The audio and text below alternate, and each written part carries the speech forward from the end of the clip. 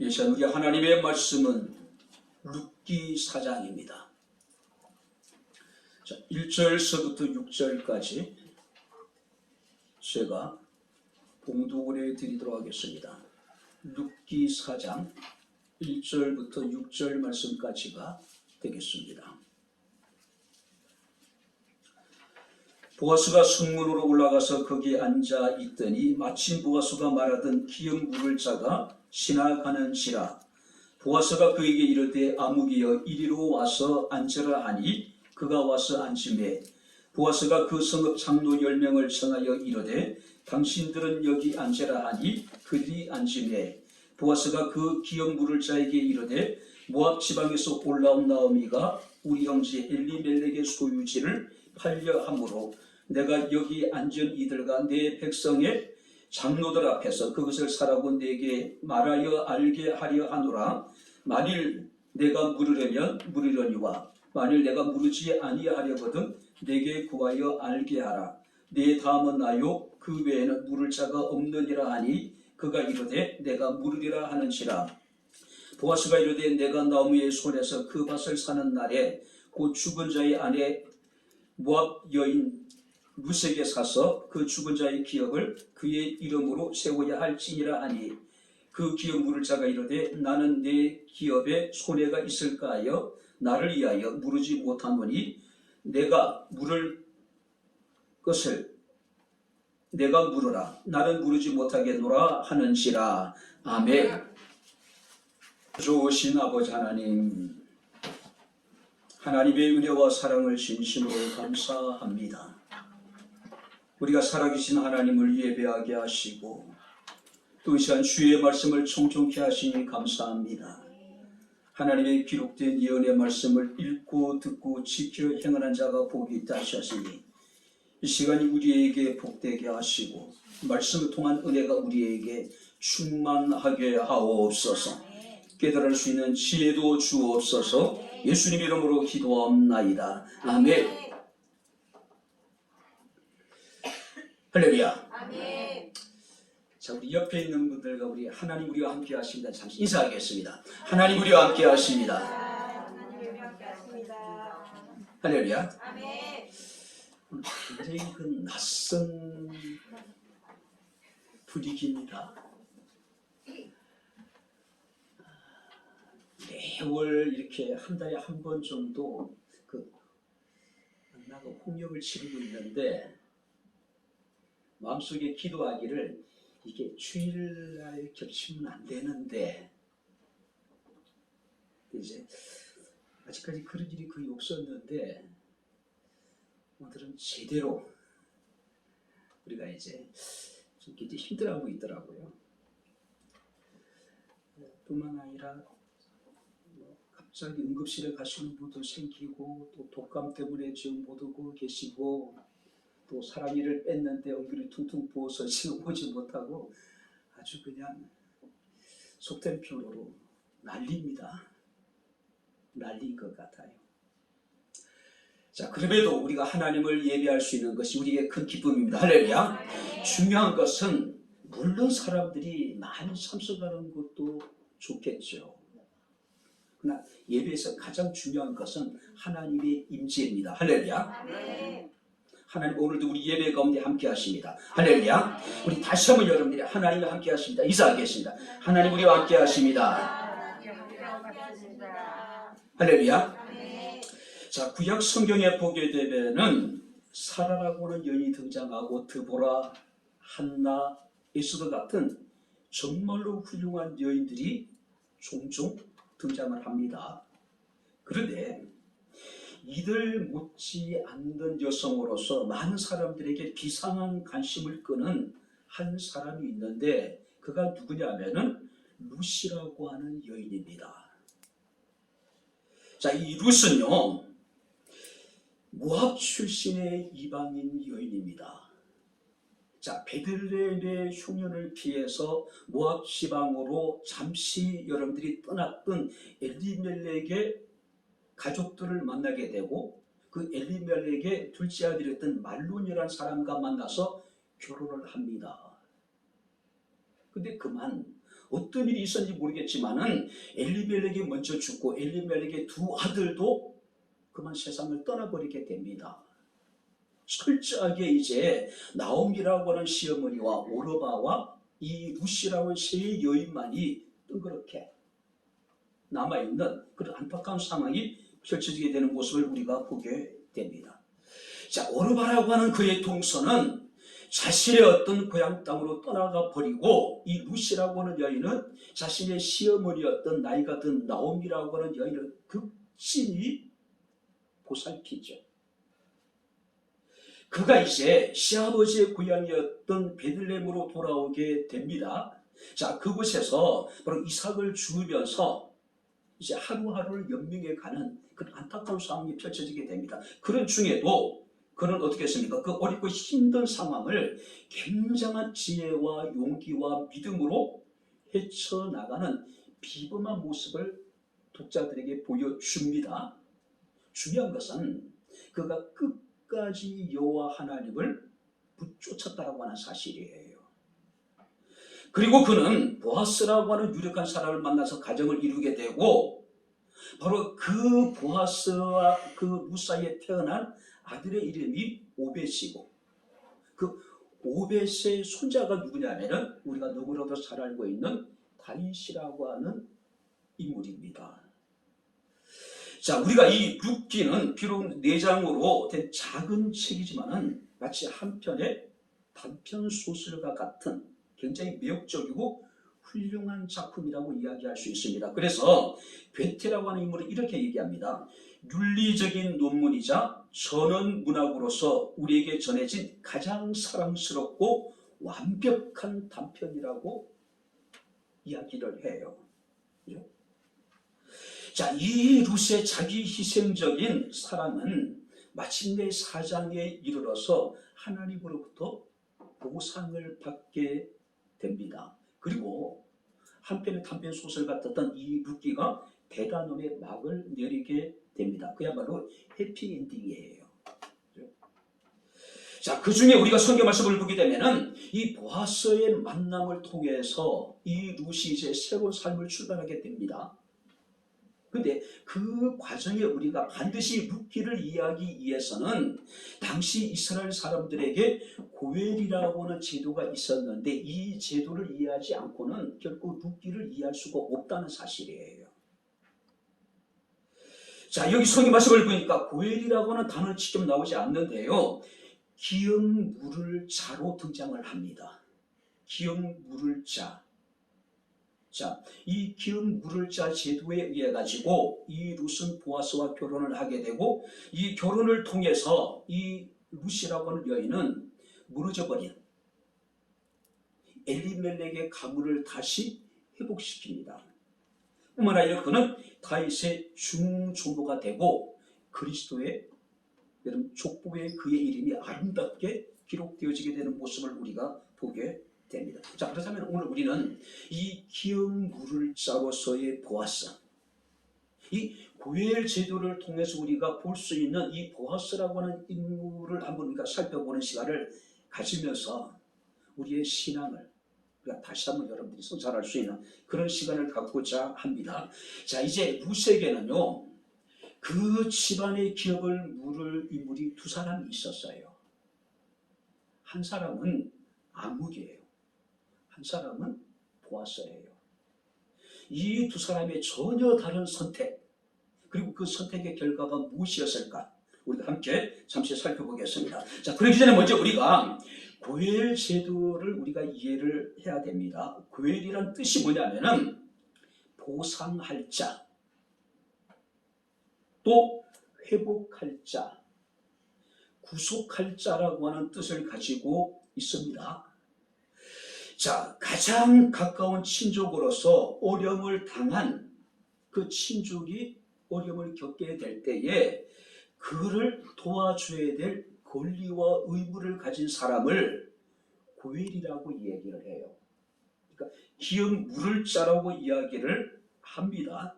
이것은 이스라엘의 공동체의 결속을 위해서 친족 간에 어떤 지켜야 될 의무와 권리를 담당하는 사람이에요. 자, 이 구애는 여러 가지 면에서 이제 여러분들이 적용이 되는데 그건데 특히 네 가지로 구분합니다. 첫 번째는 뭐냐면은 만약에 형제나 친족들 가운데 아이들이 없어서 대를 잇지 못할 경우에 이 고해를 기업을 물을 자는 그 형제의 미망인을 아내로 맞아들여서 그 형제의 대가 끊기는 것을 막아줘야 돼요. 자, 이것을 우리가 계대 결혼이라고 이야기하기도 하고 형사 치수라고 이야기도 합니다. 계대 결혼. 그러니까 형제의 대를 잇게 하기 위한 목적으로 미망인과 결혼을 하는 겁니다. 자, 우리나라에서도 고구려에 복속된 부여라고 하는 나라에서도 이 풍습이 있었습니다. 자, 어찌됐든 간에 자신의 가문의 자신의 형제의 대가 끊기는 것만큼은 막아줘야 될 분명한 책임이 있는 겁니다. 두 번째가 뭐냐면은 만약에 형제들 가운데 어쩔 수 없이 노예로 팔리는 경우가 있잖아요.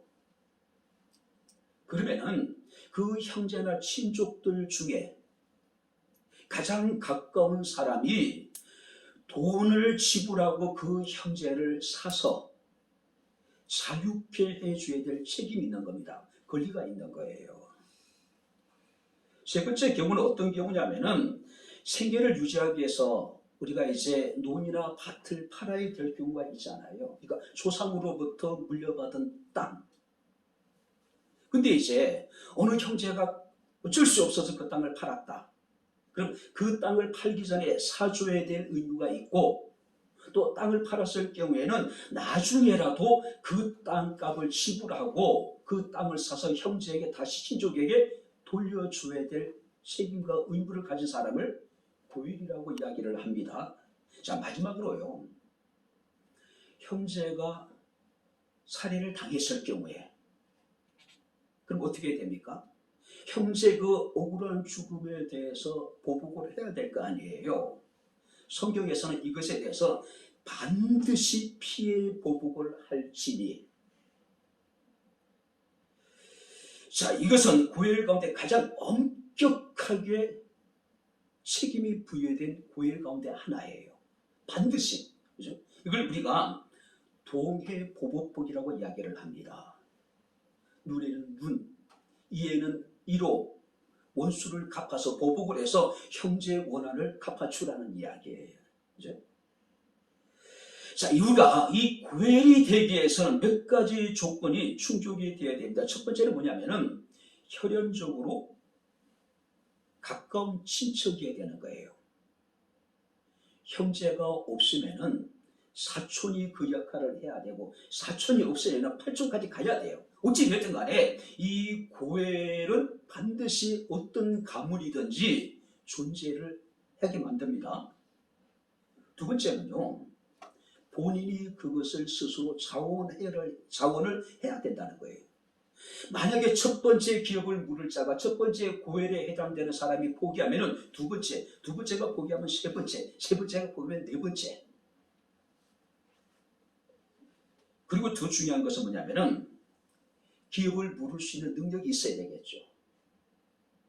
아무리 내가 고엘이 되고자 하는 마음이 있더라도 능력이 없으면은 우리가 고엘의 의무를 감당할 수 없잖아요. 그죠? 자, 우리가 이 룻기에 보게 되면은 이런 고엘의 여러 가지 종류 가운데 제가 말씀드린 첫 번째와 세 번째로 고엘의 의무를 말하는 겁니다. 그게 뭐냐면은 엘리멜렉의 가문의 대를 끊이지 않게 하기 위해서는 엘리멜렉의 자부였던 룻이라는 여인을 그 고엘 가운데 한 사람이 자신의 아내로 취하여 아들을 낳거든 그 아들을 엘리멜렉의 가문으로 입적을 시키는 겁니다. 대를 있게 만드는 거예요. 또 하나가 뭐냐면은 지금 이 엘리멜렉의 가족들이 이제 베들레헴으로 돌아왔습니다. 저는 이제 기존에 있는 거 다 팔은 줄 알았는데 그게 아니고 아마 그 땅을 남겨둔 것 같습니다. 왜냐하면 땅의 매매는 그게 허락되지 않기 때문에 그래요. 근데 이제 이 나오미와 이 루시 입장에서는 고향으로 돌아왔지만 살 길이 막막하잖아요. 그러다 보니까 이제 땅을 팔려고 내놓은 것 같아요. 자, 그렇다면은, 자, 누군가가 이 엘리멜렉의 가문의 땅을 사서 그 나오미나 그의 자부였던 루시에게 돌려야 될 책임이 있는 겁니다. 책임이 있는 거예요. 그죠?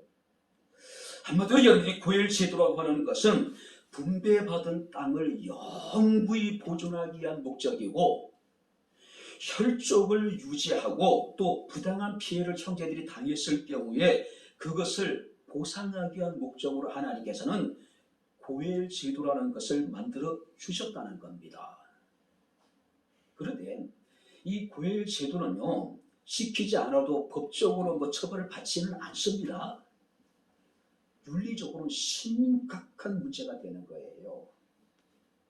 만약에 형제들 가운데, 친족들 가운데 고엘의 의무를 다하지 않을 경우에는 그 사람의 신을 벗기고 그의 얼굴에 침을 뱉으라고 이야기를 해요.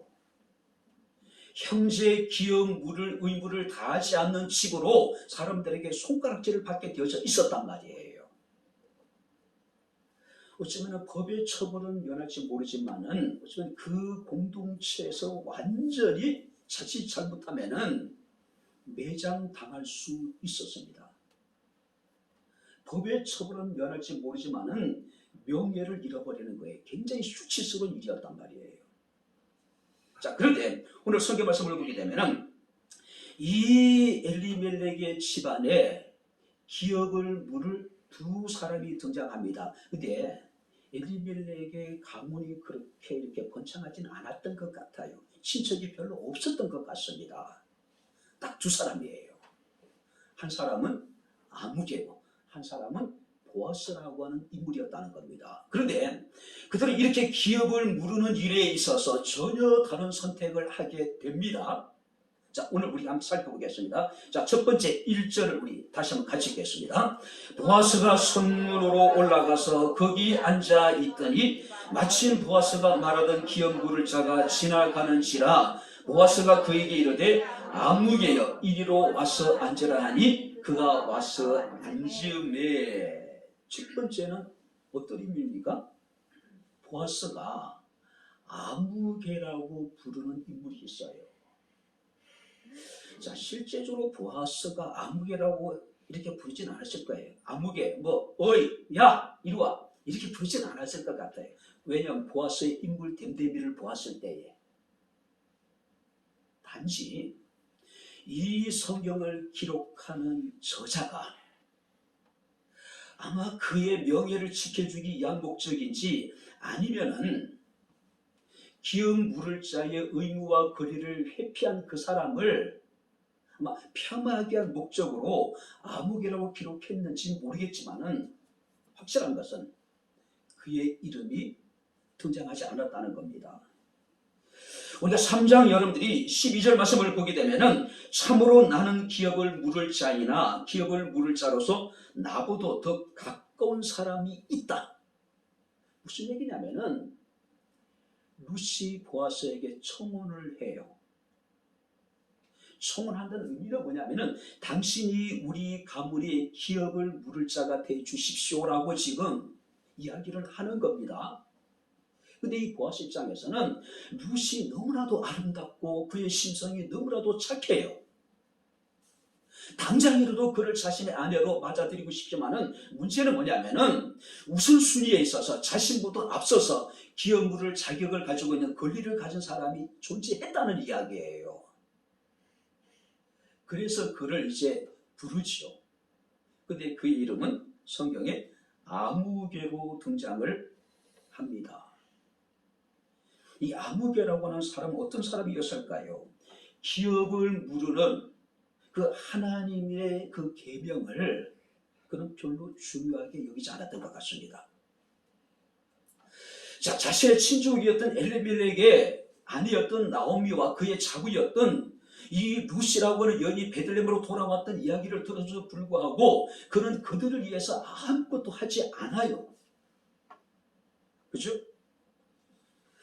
자, 오늘 여러분들 분명히 확실한 것은 이거 나오미와 이 룻 엘리멜렉의 집안에는 기업을 물을 자가 바로 그 사람이 아무개라는 것을 보아스도 알고 있는 걸 볼 때 이 사람 충분히 알 수 있지 않았을까요?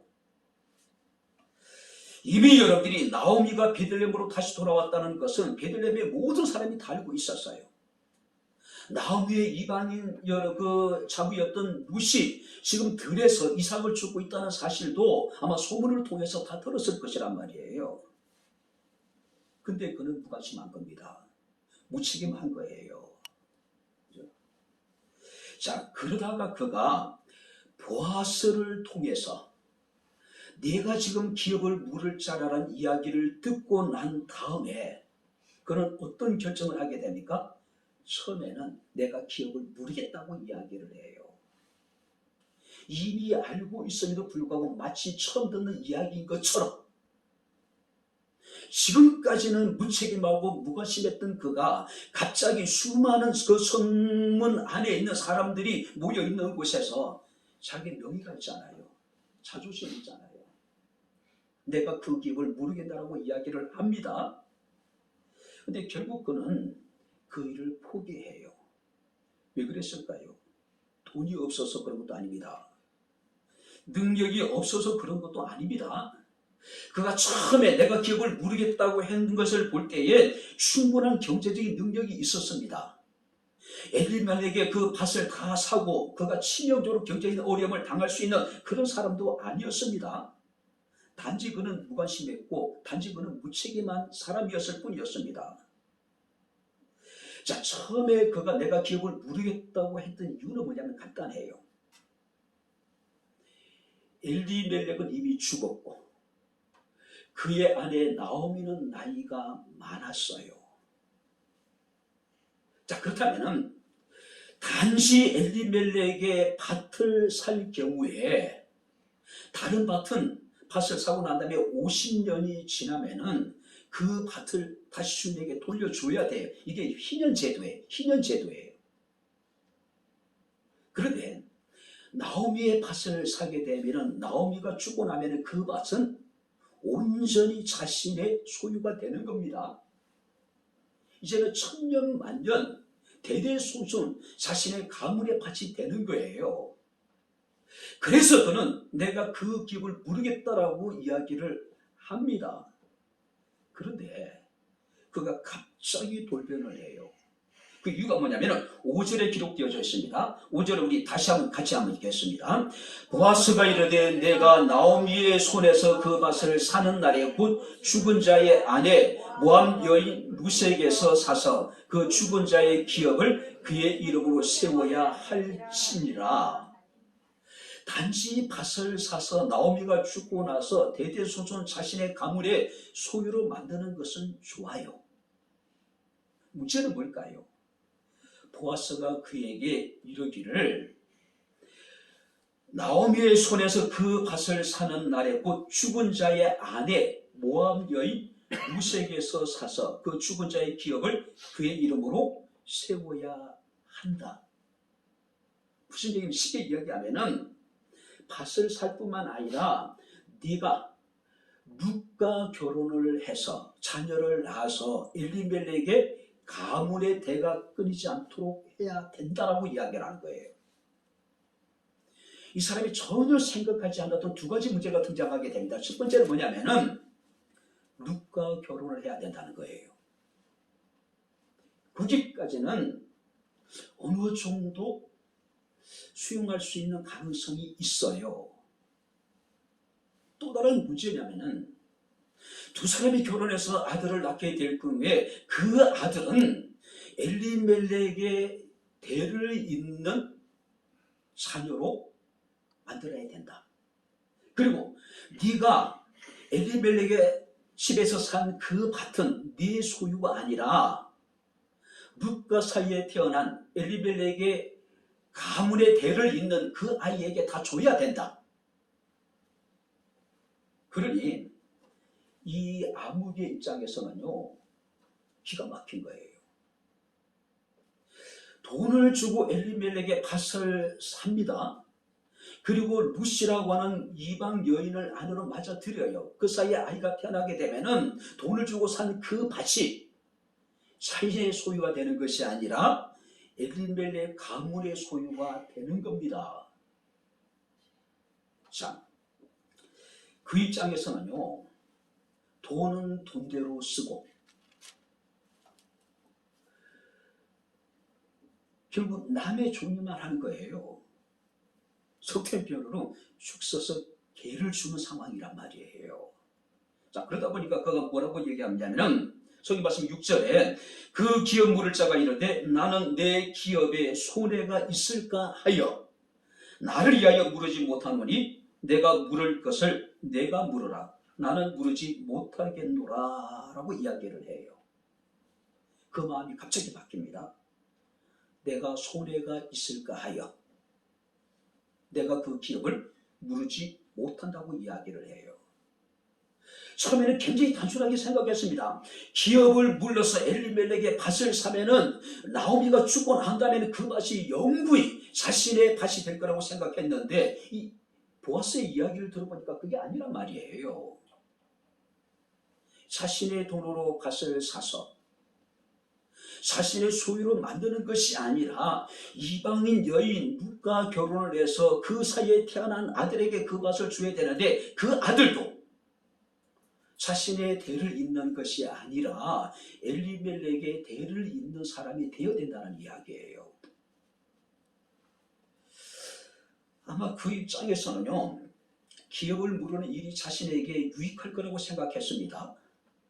그야말로 자신의 어떤 그 소유를 넓힐 수 있는 서로의 기회였단 말이에요. 아무리 비싼 땅을 샀다 하더라도 여러분들이 희년 제도에 의하면 50년이 되면 그 밭을 다 돌려줘야 돼요. 자신의 것이 아닙니다. 일시적으로 단지 50년 동안 그 밭에서 나는 소출의 이익은 자신이 가질지 모르지만은 결국 50년 후에는 그 밭이 밭을 판 사람에게 돌려줘야 된단 말이에요. 그러니 그는 선뜻 대답했다가 그는 마음이 바로 바뀌게 되는 모습을 우리가 보게 됩니다. 특별히 성경 말씀을 보니까 나를 위하여 나는 기업을 물지 못하겠다. 자, 첫 번째는 내 기업에 손해가 될 것 같아서 기업을 물지 않고 두 번째는 나를 위하여 내가 그 기업을 물은 일을 내가 행하지 않겠다라고 이야기를 하는 겁니다. 자, 이 아무개의 모습을 보게 되면은 철저한 여러분들이 자기 중심적인 인물이에요. 굉장히 이기적이지 않습니까? 그 친족이 돈이 없어서 정말로 어쩔 수 없이 밭을 팔아야 될 상황입니다. 특별한 경우가 아니라면 기업을 물을 짜는 그 밭을 사서 그 친족에게 다시 돌려줘야 될 권리가 있고 의무가 있었단 말이죠. 근데 그는 자신의 기업에 손해가 될까 하여 자기 자신을 위해서 기업을 물으는 그 권리를 포기해버리겠다는 이야기예요. 여러분들이 고엘 제도에 여러분들이 하나님께서 그 놀라운 계획을 가지고 계셨는데 하나님의 뜻은 무엇입니까? 기업을 물으는 자를 위해서 하나님 고엘 제도를 만드신 게 아닙니다. 어쩔 수 없이 가난해서 땅을 팔 수밖에 없는 가난한 친족들을 위해서 그들을 하나님께서 보호하기 위해서 고엘 제도를 만들었는데 여기서 첫 번째 우선순위에 있었던 이 아무개라고 하는 사람은 그 고엘 제도를 통해서 자신의 이익을 얻으려고 한 거예요. 친족을 보호하기 위한 제도였음에도 불구하고 그 제도를 이용해서 자신의 이익을, 자신의 소유를 더 많게 하기 위한 목적으로는 고엘 제도를 지금 여러분들이 이용하려고 했는데 그것이 지금 불이평 걸려버린 거죠. 오늘 여러분 8절 말씀 보니까 그는 결국은 그 기업을 물으는 자의 의무를 포기하고 그리고 8절 말씀을 보니까 신을 스스로 거둬 스스로 벗습니다. 우리가 신명기 말씀을 보게 되면 기업을 무르는 자가 그것을 포기할 경우에 그 친족들은 그에게 신을 벗겨서 그 얼굴에 침을 뱉으라고 이야기를 합니다. 친족을 돌아보지 아니하고 형제를 돌아보지 아니하고 기업 무르는 권리를 포기하는 자는 이와 같을 것이라고 수치를 주라고 이야기를 해요. 근데 성경 말씀 보니까 이 사람은 자신의 신을 벗어서 보아스에게 줘요. 자, 여기서 신을 벗는 의미는 뭐냐면은 자신의 권리나 자신의 책임을 포기하겠다고 하는 공증의 표시예요. 모든 사람 앞에서. 나는 이 권리를 포기하겠습니다. 나는 이 의무를 포기하겠습니다라고 사람들 앞에 공포하는 거란 말이에요. 자, 신명기 25장 9절부터 10절 말씀하니까 이렇게 기록하고 있습니다. 그의 발에서 신을 벗기고. 자, 여기 차이가 있죠.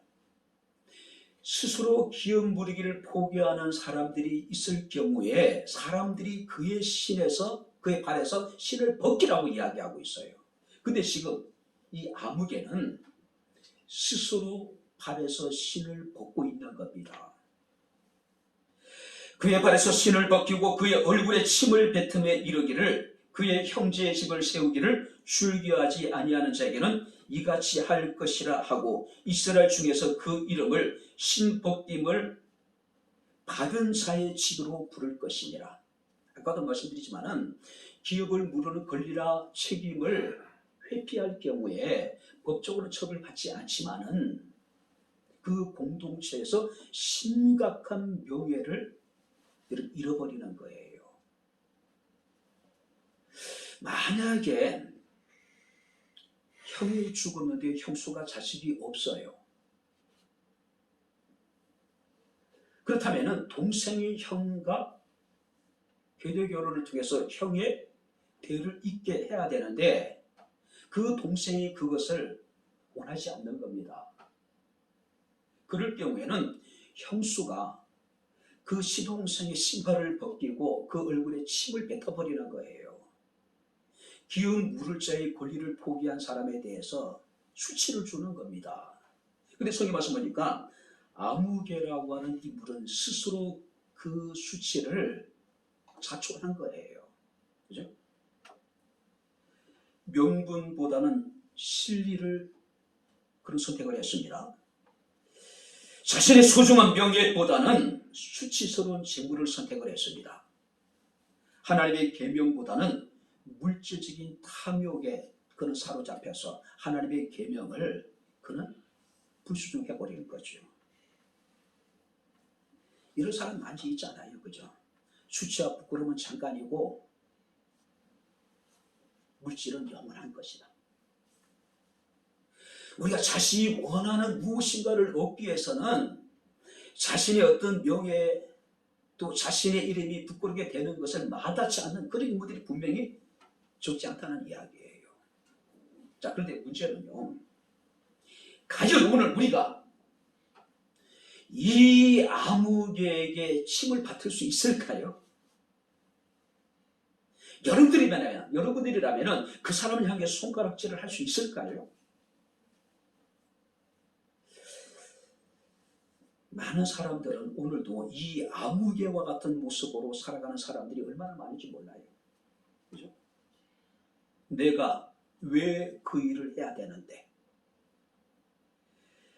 왜 꼭 당신이 그 일을 해야 되는데? 왜 우리 집이, 우리 교회가 그 일을 해야 되는데? 많은 사람 그 얘기입니다. 왜 나만? 왜 우리 집만 해야 되는 거죠? 왜 우리만 해야 되는 거죠? 아무도 하지 않는데. 그죠? 오늘 나 아니면은 할 사람이 없었는데 우리는 그것을 애써서 외면해보는 사람들이 얼마나 많은지 모릅니다. 하나님은 우리의 주변에서 또 우리의 공동체 안에서 내게 소중한 역할을 맡겼음에도 불구하고 우리는 오직 자신의 일에만 분주한 사람들이 얼마나 많은지 몰라요. 그죠? 성경은 그런 사람들에 대해서 자신의 존재 이유를 외면해버린 사람, 자신이 존재하는 것에 대해서 아무런 의미를 찾지 않는 그런 사람들에 대해서 오직 자신의 안위와 자신의 편안함을 추구하는 그런 사람들에 대해서 뭐라고 부르고 있습니까? 아무개. 아무개. 만약에 우리가 하나님 앞에 갔을 때 하나님이 우리를 도무지 모른다라고 하신다면은 우리는 어떨까요? 만약에 하나님이 우리를 보시고 어이 야 아무개야 이렇게 부른다면 이거 심각한 문제가 아닐까요? 그죠? 기업을 물을 자였습니다. 하나님은 그에게 특별한 목적을 부여하셨습니다. 하나님은 그로 말미암아 이미 여러분들이 대가 끊긴 엘리멜렉에게 가문을 일으키길 원하셨고 하나님 그를 통해서 하나님이 준비하신 그 다음 단계, 그 다음을 준비하기를 원하신 거예요. 근데 그는 스스로 그 일을 포기해버린 거예요. 분명히 그에게도 기회가 있었습니다. 얼마든지 여러분들이 엘리멜렉의 가문의 대를 잇게 할 수 있는 기회가 주어졌습니다. 하나님이 인류를 구속하시기 위한 놀라운 하나님의 구속 사역을 한 부분을 담당할 수 있는 기회가 그에게 주어졌단 말이에요. 근데 그는 스스로 그것을 포기해버린 거예요. 그래서 그는 성경에 아무개라고 불려지고 있는 겁니다. 아무개. 자, 두 번째 우리가 성경 말씀을 보시기 바랍니다. 한번 다 같이 여러분들이 한번 1절을 우리 다시 한번 같이 읽겠습니다. 보아스가 성문으로 올라가서 거기 앉아 있더니 마침 보아스가 말하던 기업 물을 자가 지나가는지라. 보아스가 그에게 이르되 아무개여 이리로 와서 앉으라 하니 그가 와서 앉으매. 자, 보아스는 달랐습니다. 자, 아무개라고 하는 사람이 자신의 기회를 스스로 포기해버렸다면은 이 보아스는 자신에게 주어진 기회를 소용한 인물이에요. 성경 말씀을 보게 되면은 이 보아스는 자신의 이름만큼이나 굉장히 신속하게 빠르게 지금 이 기업을 무르는 자의 그 권리를 감당하기 위해서 그 책임을 지기 위해서 굉장히 노력합니다. 자, 보아스 이름이 뜻이 뭐냐면은 재빠른 민첩함이에요. 자, 아무개라고 하는 사람은 자신의 손해를 입는 일에 대해서 자기 스스로의 이익을 얻는 데 있어서는 굉장히 민첩했습니다. 그러나 계명을 지키는 일에 있어서는 그는 한없이 무책임한 사람이었어요. 그러나 보아스는 달랐다는 거죠. 이런 만큼이라도 재빠르게 민첩하게 지금 움직이고 있는 겁니다. 우리가 룻기 3장 12절 13절 말씀을 보게 되면은 그는 이런 얘기를 합니다. 참으로 나는 기업을 물을 자이나 기업 물을 자로서 나보다 더 가까운 사람이 있으니 이 밤에 여기 머물러 있어라. 그리고 이야기합니다. 아침에 그가 기업 물을 자의 책임을 내게 행하려 하면 주오니 그가 그 기업 물을 자의 책임을 행할 것이다. 그러나 만일 그가 그 기업 물을 자의 책임을 내게 이행하기를 기뻐하지 아니하면 여호와께 살아계심을 두고 맹세하노니 내가 기업 물을 자의 책임을 내게 이행하리라. 자, 여기 보세요. 보아스가 룻에게 그런 이야기합니다. 내가 너의 기업을 물을 자인 건 맞다. 하지만 우선순위에서 나는 다 합니다. 두 번째라고 이야기를 합니다. 내가 아침에 내 기업을 물을 자를 찾아가서 내가 그에게 기업을 물으라고 이야기할 텐데 그가 기업을 물으게 되면 조건이와 만약에 그가 기업을 물은 일을 포기하게 되면 내가 여호와의 사심을 두고 맹세하노니 내가 반드시 기업을 물을 것이라고 이야기를 해요. 그리고 여러분들이 3장 18절 말씀을 보게 되면은 이런 자초지종을 다 며느리에게 들은 나오미가 자기 며느리에게 이런 이야기합니다. 내 딸아 이 사건이 어떻게 될지 알기까지 앉아 있어라. 무슨 얘기예요? 보아스가 어떻게 이 일을 진행해 나가는지 우리가 앉아서 한번 기다려보자는 이야기예요. 그 사람이 오늘 이 일을 성취하기 전에는 쉬지 아니하리라.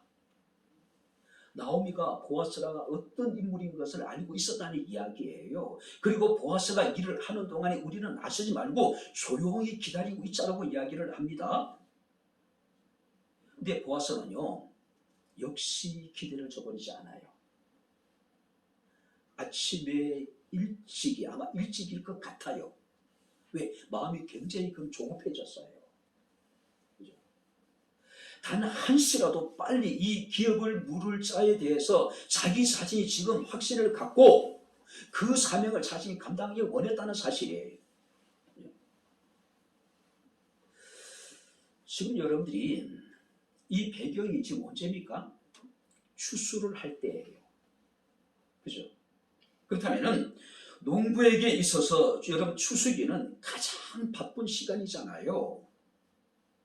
우리가 씨를 뿌리고 잘 여러분들이 우리가 돌보는 것도 중요하지만은 우리가 적절할 때 우리가 추수를 해야지 여러분 우리가 원하는 만큼의 여러분들이 우리가 추수에 여러분들이 그 풍년을 이익을 우리가 얻을 수 있잖아요. 농부가 하루 일을 포기하는 건 결코 쉬운 일이 아닙니다. 그것도 추수기예요. 비라도 어떻게 합니까? 그죠? 마땅히 여러분들이 해야 될 때가 있는 겁니다. 거둬야 될 때가 있는 거예요. 근데 지금 보아서는 만사를 제쳐놓고 지금 이 일에 지금 전념을 하고 있는 겁니다.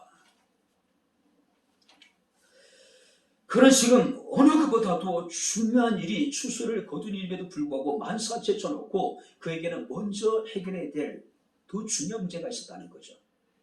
바로 뭐냐면은 엘리멜렉의 기업을 무르는 일이었습니다. 하나님의 계명을 실천하는 일이었다는 사실이에요. 그는 여러분이 성문 안에 앉아서 기업을 물을 아무개를 부릅니다.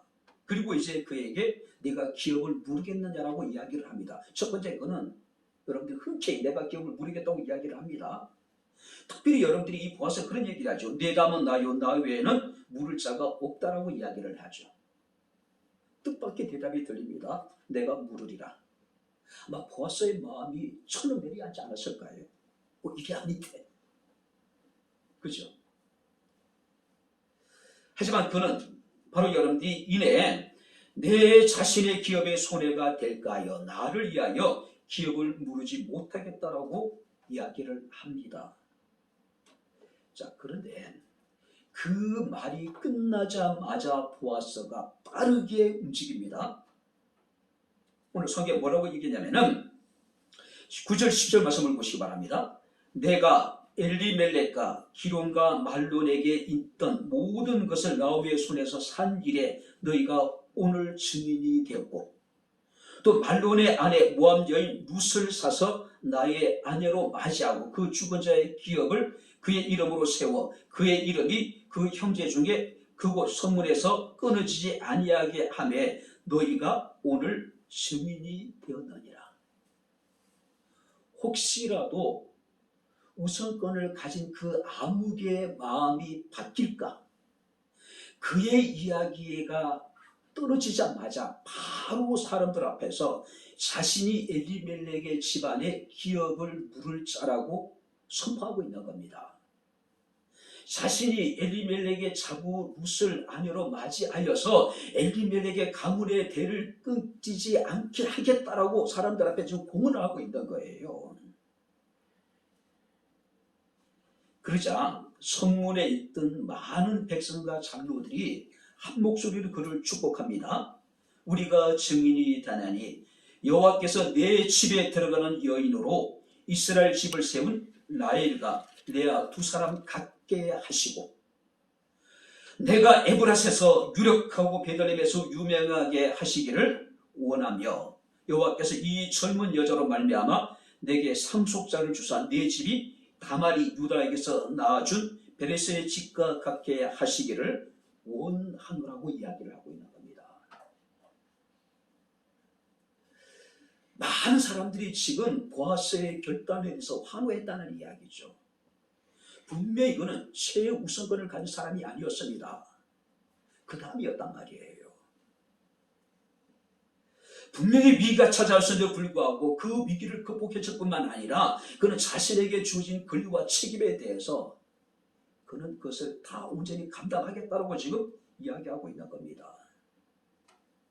많은 사람들은 내가 안 하니 나도 안 하겠다는 생각을 많이 가집니다. 근데 보아서는 달랐어요. 내가 안 하니 내가 하겠다는 이야기예요. 내 다음은 나라고 이야기하고 있는 겁니다. 자, 여러분 보아서의 선택의 결과는 뭡니까? 우리가 22절 말씀을 보시기 바랍니다. 오벳은 이새를 낳고 이새는 다윗을 낳았더라. 21절이니까 살므로 보아스를 낳았고 보아스는 오벳을 낳았고 오벳은 이새를 낳았고 이새는 다윗을 낳았다. 그리고 요셉은 마리아에게서 예수를 낳았고 할렐루야. 아멘. 엄청난 축복이죠. 자, 우선권을 가졌던 아무개는 그 누구도 그의 이름을 기억하지 못하는 그냥 아무개로 기록이 되어졌지만은 보아스는 다윗의 중조부가 되었고 예수 그리스도의 조상이 되었다는 사실이에요. 이제 말씀을 마치도록 하겠습니다. 그리스 시라쿠사라고 하는 거리에는 동상이 하나 있다 그래요. 근데 처음에 그 동상 볼 때 많은 사람들이 그냥 웃는다 그래요. 그리고 이제 그 동상 밑에 있는 글귀를 보고 사람들이 고개를 끄덕인다 그럽니다. 자, 이런 글귀가 나와 있다 그래요. 이 동상은 이제 그 어떤 모양이냐면은 앞머리는 머리숱이 많고 뒷머리는 대머리예요. 근데 발에는 날개가 달려 있어요. 참 귀한 모습이잖아요.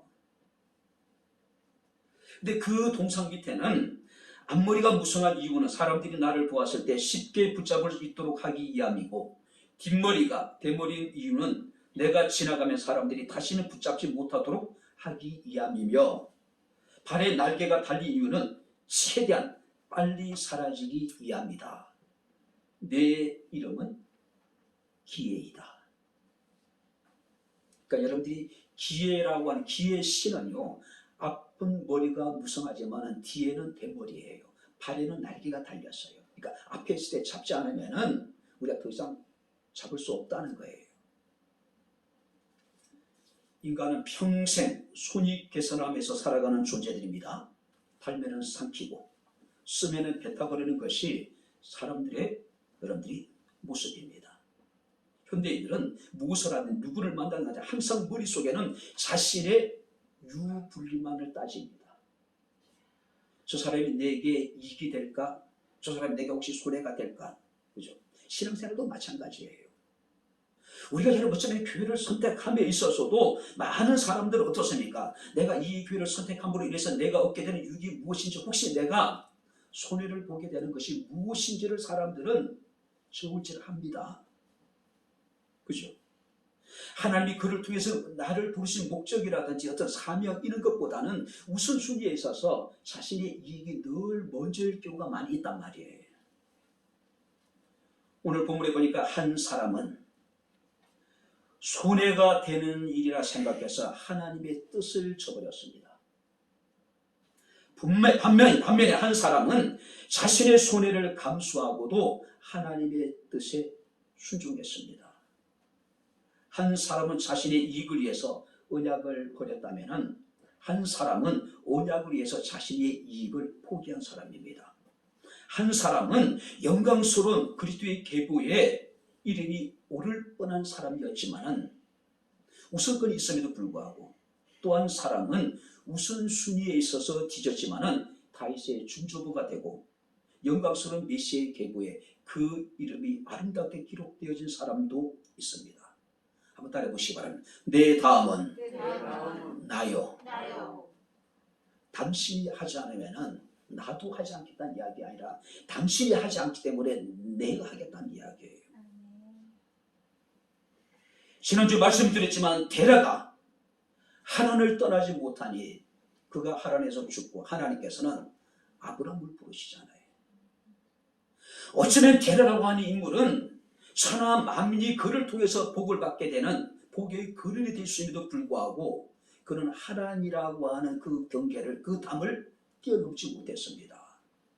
그 담을 뛰어넘는 아브라함이 믿음의 조상이 되었고 복의 근원이 되어졌던 것을 우리가 봅니다. 하나님은 내가 아니면 안 될 것 같아서 내게 귀한 사명을 맡겨주셨습니다. 할렐루야. 반면에 하나님은 내가 아니더라도 충분히 누군가를 통해서 그 일을 이루실 수 있으신 하나님이라는 사실을 믿으시기 바랍니다. 할렐루야. 내 다음은 나요. 그 다음은 없다는 이야기예요. 우리 한번 여러분들이 이제 말씀을 마치면서 우리 옆에 있는 분들과 한번 여러분들이 한번 가까이 눈을 한번 마주 보십시오. 자, 내 다음은 납니다.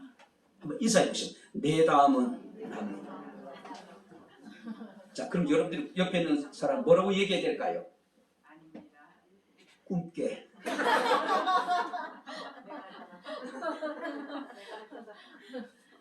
그렇게 얘기해야 되겠죠. 꿈깨. 그런 일은 절대 없을 테니 꿈깨. 이런 사람 있죠. 당신은 내 다음이야. 꿈깨. 나는 결코 그 일을 포기할 수 없어. 결코 나는 이 일에서 한 발도 뒤로 물러갈 생각이 없어. 내 다음은 납니다. 당신이 하지 않으면 내가 하겠습니다. 오늘 기회를 순용할 수 있는 정말로 부끄럽지 않는 이름으로 우리가 하나님께 기억될 수 있기를 주 이름으로 축원합니다. 기도하겠습니다. 하나님 아버지, 하나님의 은혜와 사랑을 진심으로 감사를 드립니다. 오늘 우리에게 주어진 기회를 순용할 수 있는 지혜로운 마음을 더하여 주시옵시되 오직 하나님의 언약을 위해서 나의 유익을 포기하며 나의 아버지 하나님 이 시간 손해가 있을 때라도 하나님의 뜻 가운데 온전히 나의 손해를 감수할 수 있는 믿음과 용기를 우리에게 허락하여 주시기를 원합니다. 오직 우리의 삶의 최고의 가치가, 우리의 삶의 우선순위가 하나님이 되게 하시고 하나님의 거룩하신 뜻이 되게 하옵소서. 예수님 이름으로 기도하옵나이다. 아멘.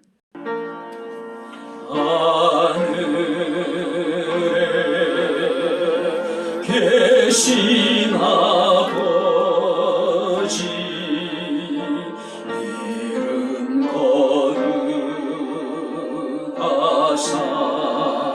거룩하사 주님 나라 임하시고 뜻이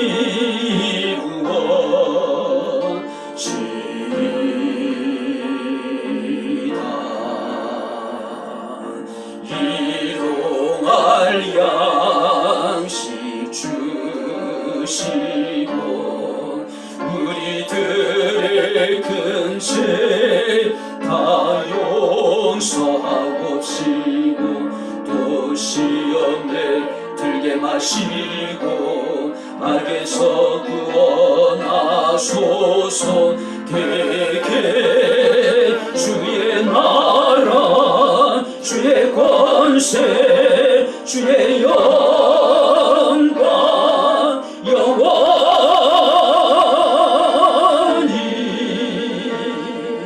아멘.